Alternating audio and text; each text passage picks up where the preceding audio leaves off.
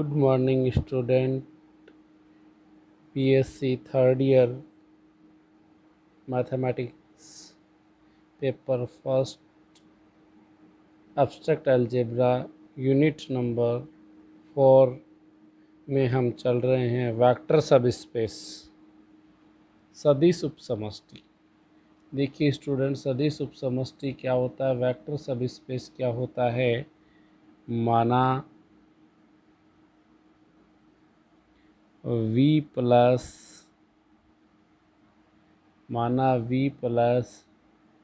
Field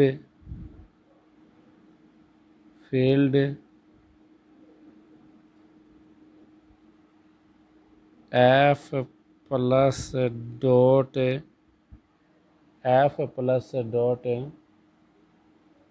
पर एक सदिश समष्टि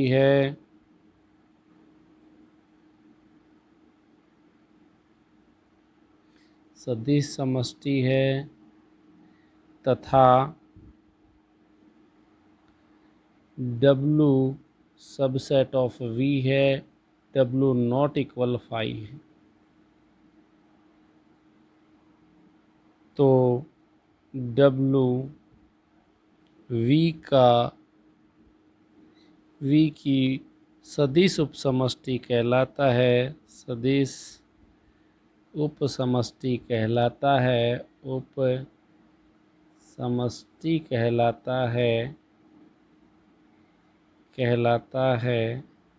यदि फर्स्ट है W प्लस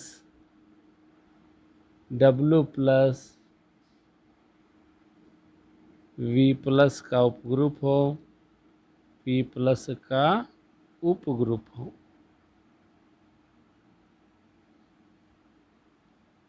सेकंड है W अदिश गुणा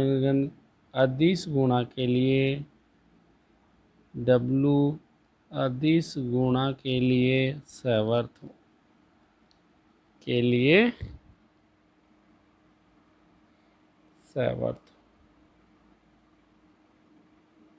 ठीक है student. Let be V plus be a vector space on field F plus dot and W subset of V, W not equal 5, then W is the vector subspace of V if first W plus is the subgroup of V plus, W subgroup of V। Second है W scalar product for scalar product. क्या कह रहे हैं, W is the closure या closure property are true in W for scalar product, या यूं भी लिख सकते हैं W is the closure for scalar product. दोनों बातें सही हैं। ठीक है स्टूडेंट, ये आपका हो गया वेक्टर सब स्पेस हो गया। आगे अपन चलते हैं, वेक्टर सब स्पेस पे एक थ्योरम है, कर लेते हैं फटाफट। देखिए थ्योरम,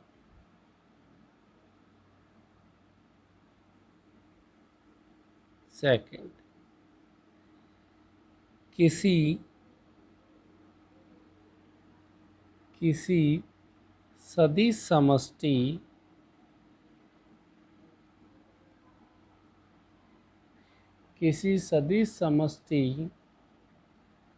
VF का अरिक्त उपसमुच्चय W का अरिक्त उपसमुच्चय W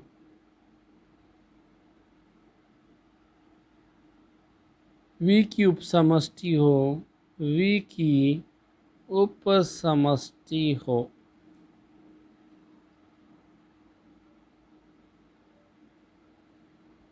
इसके लिए आवश्यक एवं पर्याप्त प्रतिबंध, आवश्यक एवं पर्याप्त प्रतिबंध निम्न है। फर्स्ट बताया अगले ने कि W1 belongs to W2 belongs to W implies W1 minus W2 belongs to W. Second,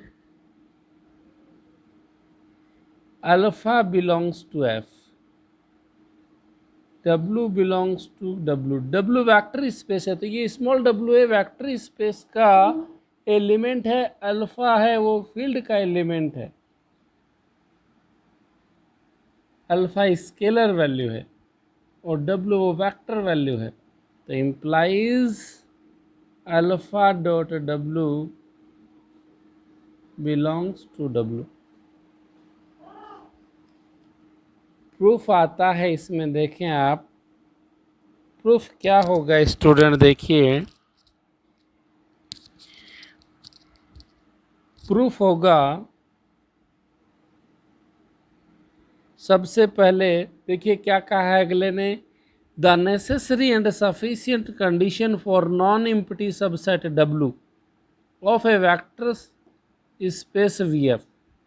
W non empty subset है और वो V का क्या है, वेक्टर स्पेस है, VF क्या है, वेक्टर स्पेस है, W है वो नॉन एम्प्टी सबसेट है और W V का सब स्पेस है। तो आपको प्रूव करना है कि W1 belongs to W, W2 belongs to W, W1 minus W2 belongs to W, alpha belongs to F, small w belongs to W, alpha dot W belongs to W। ये दोनों चीज़ prove करनी।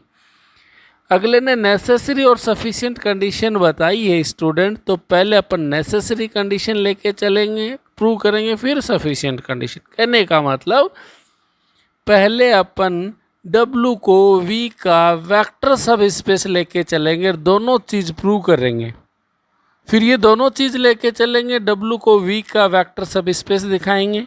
तो देखें student, necessary condition, प्रतिबंध की आवश्यकता,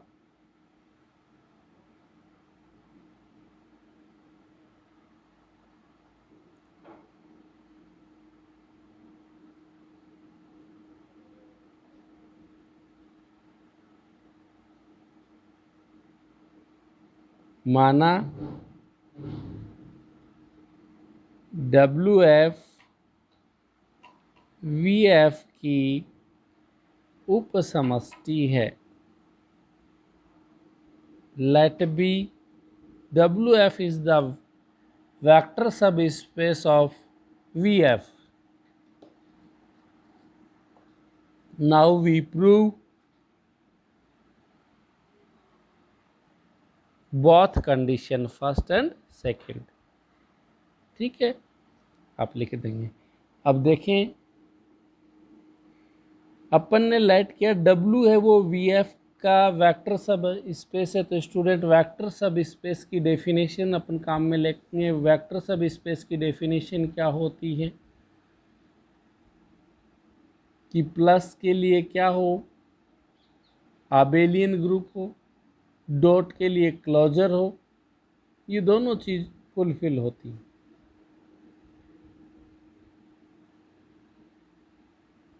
क्या कह रहा है, अपन ने वेक्टर सब स्पेस की अभी डेफिनेशन पढ़ी, W का सब ग्रुप होना चाहिए, W है वो डॉट के लिए क्या होना चाहिए, क्लोजर होना चाहिए, सहवर्त होना चाहिए, यही इम्पोर्टेंट बात है।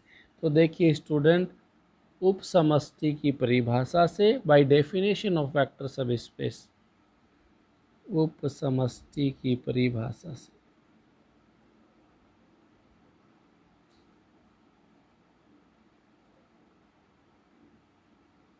क्या परिभाषा है देखिए,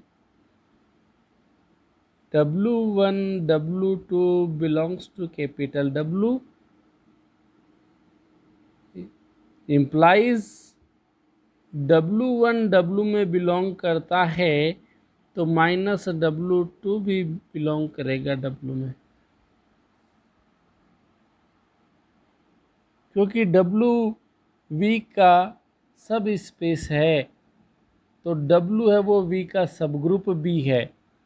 सब ग्रुप है तो स्टूडेंट सब ग्रुप है, इसलिए इसका इन्वर्स एलिमेंट भी क्या होगा, यहाँ अवेलेबल होगा। W2 का इन्वर्स एलिमेंट -W2 है जो W में बिलोंग करता है, और मुझे लाना है वो लाना है W1 -W2, इसलिए मैंने W2 का लिया है। यदि यहाँ W2 -W1 लाना होता तो मैं W1 का इन्वर्स एलिमेंट -W1 ले लेता।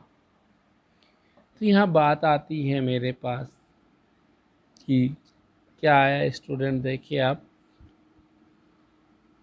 W1 belongs to W minus W2 belongs to W implies W1 plus minus W2 belongs to capital W। Plus minus क्या बन जाएगा, माइनस बन जाएगा, और बात ये आ जाएगी अपने पास W1 minus W2 belongs to capital W। फिर देखिए, alpha belongs to F, W belongs to capital W implies alpha dot W belongs to capital W, क्योंकि उसमें ये प्रॉपर्टी अपने आप प्रूव हो रही है कि वो सेकंड वेक्टर सब स्पेस की डेफिनेशन में सेकंड प्रॉपर्टी यही होती है, अदिश गुणा के लिए सवर्त हो W में। स्केलर प्रोडक्ट के लिए क्या होना चाहिए, क्लोजर होना चाहिए, हो गया। अब आता है आपका प्रतिबंध, पर्याप्त प्रतिबंध या प्रतिबंध की पर्याप्तता, प्रतिबंध की पर्याप्तता, प्रतिबंध की पर्याप्तता, सफिशिएंट कंडीशन। अब सफिशिएंट कंडीशन में स्टूडेंट मैं W को V का वेक्टर स्पेस सब प्रूव करूंगा, मुझे ये दोनों कंडीशन पता है। अब अपन लिखेंगे लेट माना W subset of V and W not equal 5। First condition अपन को ये पता है W1 belongs to W, W2 belongs to W implies W1 minus W2 belongs to capital W। Second property पता, alpha belongs to F, W belongs to capital W implies alpha dot W belongs to capital W। ये दोनों condition पता है। अब हम now we prove W is the vector subspace of V। अब हम W को V की सदिश उपसमष्टि सिद्ध करते हैं, सदिश उपसमष्टि सिद्ध करते हैं।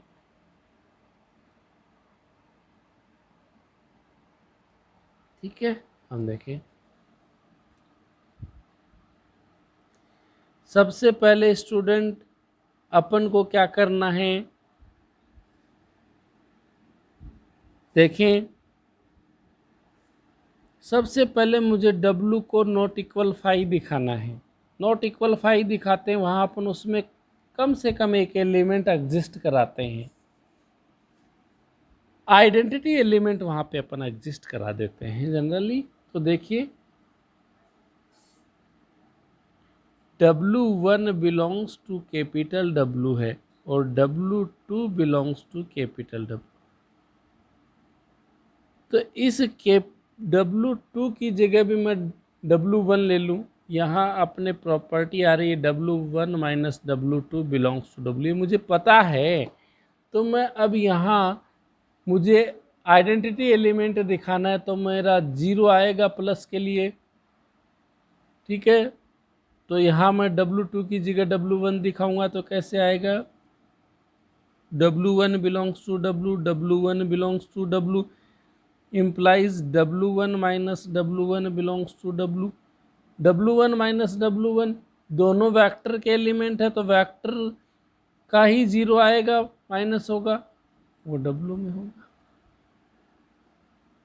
तो इसका आइडेंटिटी एलिमेंट अवेलेबल हो गया यहाँ पे। अब इन्वर्स एलिमेंट की बात करेंगे तो zero belongs to W, zero बड़ा वाला मतलब वेक्टर वाला zero belongs to W, capital W, small w belongs to capital W implies, अब देखिए ये इसी में ये W1 माइनस W2 में, अब W1 की जगह मैंने जीरो ले लिया है, माइनस W2 की जगह W ले लिया है, कहाँ बिलोंग करेगा, कैपिटल W में, यूं कहीं यही लगा रहा हूं मैं, minus W belongs to W, तो W का इन्वर्स एलिमेंट एग्जिस्ट कर गया यहाँ पे।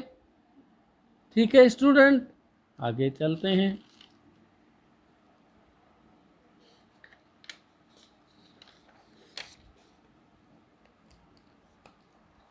देखें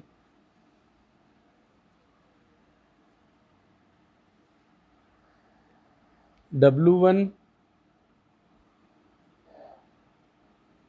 belongs to W, W2 belongs to W implies W1 belongs to W minus W2 belongs to W। अब मुझे प्लस के लिए क्लोजर बताना है, क्लोजर बताना है तो मेरा वहाँ मेरा आ रहा है W1 माइनस W2, मुझे पता है तो बढ़ना चाहिए W1 प्लस W2, इसलिए स्टूडेंट मैंने माइनस W2 लिया क्योंकि माइनस W2 का भी इन्वर्स एलिमेंट यहाँ अवेलेबल होगा। W2 का इन्वर्स एलिमेंट माइनस W2 होगा कि नहीं होगा स्टूडेंट, होगा, तो मैंने यहाँ ले दिया W1 माइनस माइनस का W2 belongs to W, W1 minus minus plus W2 belongs to W, तो प्लस के लिए क्लोजर हो गया स्टूडेंट, WV का सबसेट है, WV का सबसेट है, और V क्या है, एक वेक्टर स्पेस है, वेक्टर स्पेस है तो V भी क्या होगा, साचार्य गुणधर्म का पालन होगा, एसोसिएटिव लॉ फुलफिल होगा, तो W में भी एसोसिएटिव लॉ क्या होगा, फुलफिल होगा। W subset of V,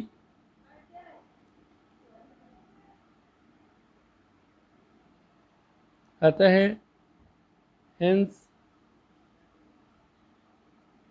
W में साचार्य तथा क्रम विनिमय गुणधर्म का पालन होगा,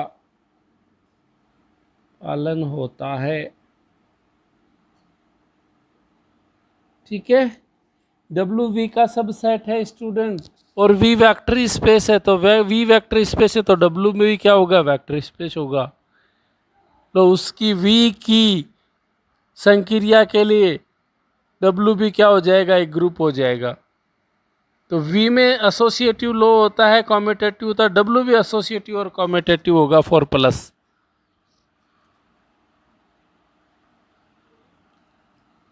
प्लस के लिए है तो स्टूडेंट सेकंड में अपने आप हो रहा है, सेकंड वाला अपना क्या है, सेकंड वाला एज इट इज हो जाएगा, alpha belongs to F, W belongs to W implies alpha dot W belongs to capital W।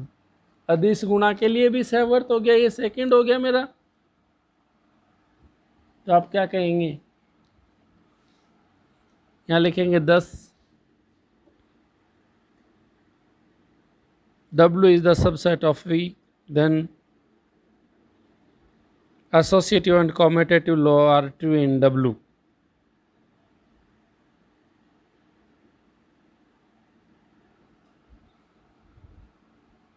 Hence